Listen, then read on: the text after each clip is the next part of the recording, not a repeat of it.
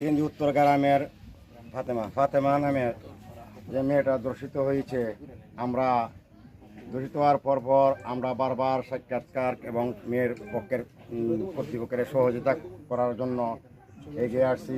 আজ আমাদের ফাঁসকমল ইউনিয়নের উলামা পরিষদের সম্মানিত ব্যক্তি ওনারা আমাদের গ্রামে আসছে, ওনাকে ধন্যবাদ আমাদের সহযোগিতা করার জন্য। আমরা চাই এই মেয়ের যে দূষিত হয়েছে যে আসামি, এদের সর্বোচ্চ বিচারের দাবি জানাচ্ছি আমরা। ওনারা সহযোগিতা কর্মে, আমাদের গ্রামবাসীর সহযোগিতা কর্মে সত্য যেটা সত্যর বিচার হোক, আমরা এটাই কামনা করি। আমরা এটাই চাই।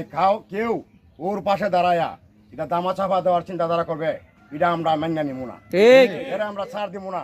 যে কোনো ব্যক্তি হোক, এই ব্যক্তির সহযোগিতা করতে চায়, এরা আমরা ছাড় দেবো না। আমরা এদের বিচার সহযোগিতা কর্মে ইউনিয়নবাসীর মূল উলামা পরিষদের নিয়ে, আমরা গ্রামবাসীর নিয়ে সর্বোচ্চ বিচারের দাবি জানাচ্ছি। প্রশাসনকেও আমরা যতটুকু সহযোগিতা করার লাগে, যে দিক দিয়ে যে সহযোগিতার দরকার, আমরা অটল আছি। আমরা 24 ঘন্টা এই দিকে লক্ষ্য আছে, নজর আছে।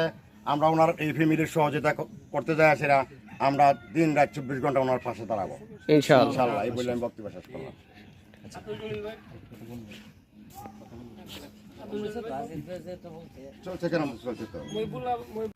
পাকশিমল ইউনিয়ন উলামা পরিষদের উদ্যোগে আজকে পাকশিমল ইউনিয়নের 4 নং ওয়ার্ড তিলেগান্দি গ্রামের যে 3 নং ওয়ার্ড তিলেগান্দি গ্রামের 8 বছরের যে শিশু কন্যা মেয়ে দর্শন হয়েছে ফাতেমা, তার সুষ্ঠু বিচার দাবিতে পাকশিমল ইউনিয়ন উলামা পরিষদ আজকে আমরা তাদের বাসায় আসছি। আসার পরে যে ফাতেমা নামক যে শিশুটা দেখে আমাদের অত্যন্ত হৃদয়করণ হয়েছে, এবং আসার পরে জানতে পারলাম যে আজকে আনুমানিক 12-14 দিন হয়ে গেছে, প্রশাসন দর্শক শহীদ মিয়াকে এখনও গ্রেপ্তার করতে পারে নাই।